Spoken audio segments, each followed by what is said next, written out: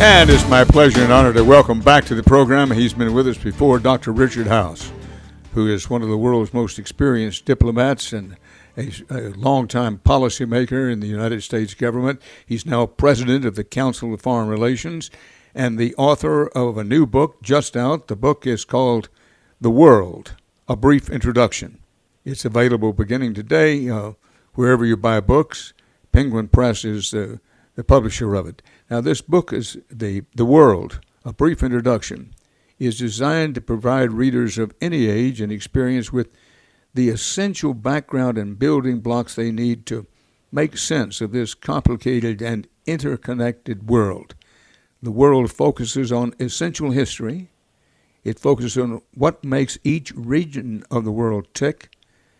It focuses on the many challenges globalization presents and give you an insight into the most influential countries, events, and ideas. Welcome back to the program, Dr. Haass. It's a pleasure to have you with us again. Thank you for having me, Mr. Rather. Why did you decide to write this new book? What led me to write this book is we're living at a time where the world is influencing our lives as never before. And if anyone doubts me, just look what's going on now. Something that began in Wuhan, China, has now changed the life of every American. We learned similar things on 9/11. We will learn similar things if we haven't already about climate. So you have on one hand this reality that the world matters in so many ways, but fewer and fewer Americans have studied it or really understand what's going on or see the connections between the world and their lives and what American foreign policy does and doesn't do. So this was my effort in a single book to give people the foundation that I think they need to become better informed citizens so they can ask the right questions and make hopefully better decisions. But Dr. Haass, Richard, everybody who knows you knows that you've had the advantage of a terrific education.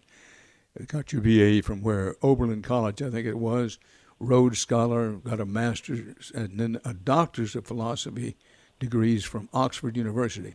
But increasingly, most Americans do not have a very strong background in having been taught a lot about history. You're bound to have thought about this. Why is this? You're absolutely right. That's in part what led me to write the book, which was I was out one day with this young man who was a junior at Stanford, computer science his major. And Stanford's one of the top universities, not just in this country, but anywhere. And it turned out he was a year away from graduating.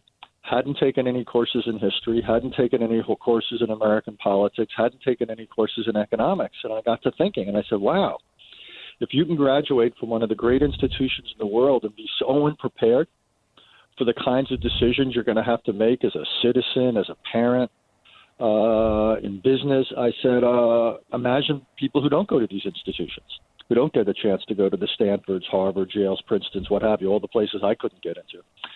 And I think it's real. Why is it? I think Americans often just don't see the connections. I think they're turned off of foreign policy. For one generation, it might have been Vietnam. For this generation, it's more Iraq and Afghanistan. They see only the negative side.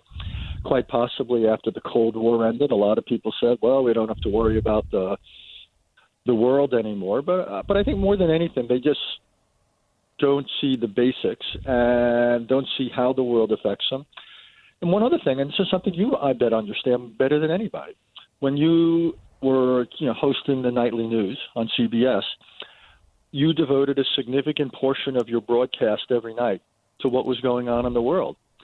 Well, things could not be more different now. You're hard-pressed to find a serious international story on the nightly news. That's also, I think, a big, big difference in the thinking and awareness of Americans.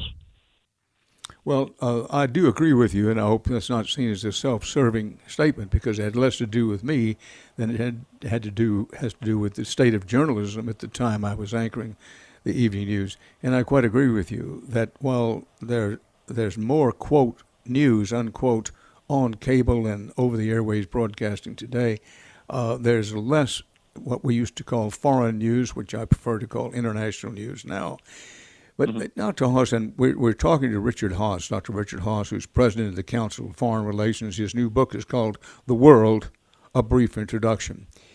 That as you note in the book, globalization can be both a good and bad thing, but it's not something we can ignore. Now, there are a lot of people who, for a while, said, well, we need to go more in the direction of globalization, are now having second thoughts and saying, look, globalization is one of the things that has brought America into a new dangerous phase. What are the dangers, as you see it, of denying globalization and trying to, more than we have in, say, the last 15, 20 years, withdraw from the world? There are real dangers. I understand, by the way, don't get me wrong, why people might feel that way. But here we are living with a pandemic. We're living with climate change. We've lived with terrorism.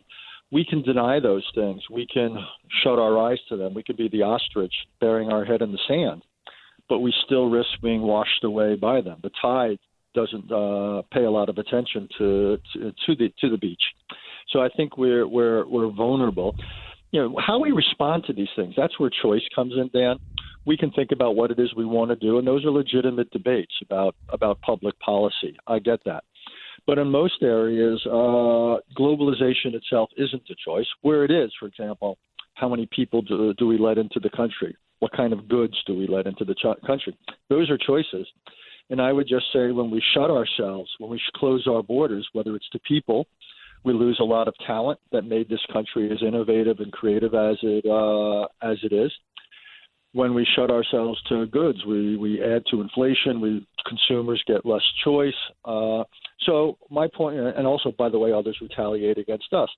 So all I'm saying, in some areas, shutting ourselves off isn't even an option. And where it is, we pay a price for it. And I think that's, again, part of what I want people to think through. I want them to be aware of some of the considerations. So then when a candidate comes before them this November and says, I want to do this on tariffs, or I want to do this on immigration, or this on say, climate change, I want them to be in a better position to judge for themselves whether this is really in their interest.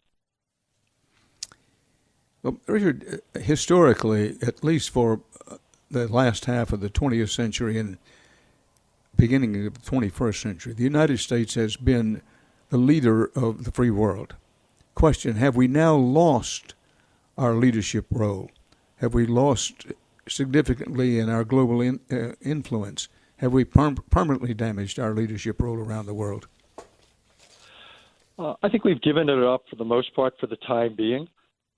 Permanent is farther than I'm comfortable going, but we've clearly walked away from it. Less because others have gotten stronger, mainly because we simply decided we're not going to do it anymore. So we pulled out of all these international agreements, from the global climate agreement to the Iran nuclear agreement. Just the other day, the Europeans chaired a virtual meeting on bringing the world together to work towards a vaccine, and the United States didn't participate. We didn't send anybody there. We didn't put even a single dollar into the collective pot. So I think what this means is the world becomes a messier place, and we're potentially affected for the worse by that. And sure, our influence is going down. Our influence is going down because we're not leading, we're not participating. I also think our influence is going down because the example we're setting, whether it's in how we're not dealing effectively with a virus or the dysfunctionality of our politics, you name it, the aging infrastructure we have around the country, too many of our K through 12 schools aren't good. I think we pay a price because people look at us and they shake their heads and they say, that's not the America we thought we knew. This is not a country we want to emulate. Dr. Haass, what keeps you up at night? What do you worry about the most? Worry about two things. One is domestically, even though I'm a foreign policy guy now, I worry about that too many Americans, and it's almost the other side of the coin to what we're talking about, don't understand enough of our political tradition about American democracy. They haven't read the Constitution. They haven't read the Federalist Papers. They haven't read de Tocqueville. They don't understand of what our political DNA is. And I worry that we're not transmitting our DNA to the next generation. So I worry a little bit about American democracy. And then secondly, I worry about what we're talking here, that you have this whole new generation of global issues like this pandemic. And this, by the way, won't be the last one. This is COVID-19. The day will come when there's COVID-22 or 25. There's climate change. So I worry about all these issues. We still have all the old challenges, a rising China, North Korea's nuclear weapons, what have you. And we have a lot of people in this country, including, quite honestly, the president, are not sufficiently aware of how what happens out there is going to affect us. So this combination of that we're in many ways disinterested and pulling back from the world, at the same time we're not aware of our own political traditions here at home. Both of those, I worry both about the international and the domestic side. What could you recommend? I'm noting that on this program we know that we have a large percentage of women, many mothers, grandmothers who listen to the program. What counsel can you give them as to how to help their children and grandchildren be better prepared to be citizens and to meet the kind of challenges you've talked about? Now, number one, they could read your new book, which we heartily recommend. But what else can they do? Yeah, and that's why I wrote the book, by the way. Because I know you only get so much of people's time and attention. So for a young graduate of high school or college, someone, as they say, commencing, going out into the world, I wanted to give them a leg up. So that's why I wrote it. I think what parents can do, though, is also try to encourage their kids to read a newspaper every day, a serious newspaper, a New York Times, a Wall Street Journal, a Washington Post, a Financial Times, or read a magazine once a week like The Economist. They could also they can talk to their school boards. They could basically say, hey, why aren't we teaching a course in civics or social studies? Or these parents who are paying big chunks of money for their kids to go to college, I don't think it's too much to ask the people at the school saying, hey, I'm paying all this money for a degree. My child's spending 4 years on campus. Why is it that he or she is going to leave this campus without having under his or her belt this basic understanding of the world or this basic understanding of our democracy? I think people ought to demand more of the schools or colleges or universities they send their children to. Really appreciate you being with us. Richard Haass, President of the Council of Foreign Relations. His book is The World, A Brief Introduction. It's available wherever you buy books, and not a bad graduation gift if you know someone who's graduating high school or college. Keep it in mind. The World, A Brief Introduction by Richard Haass. Richard, thank you again for being with us. We wish you good luck and Godspeed as you go. Thank you, sir. Always good to be with you.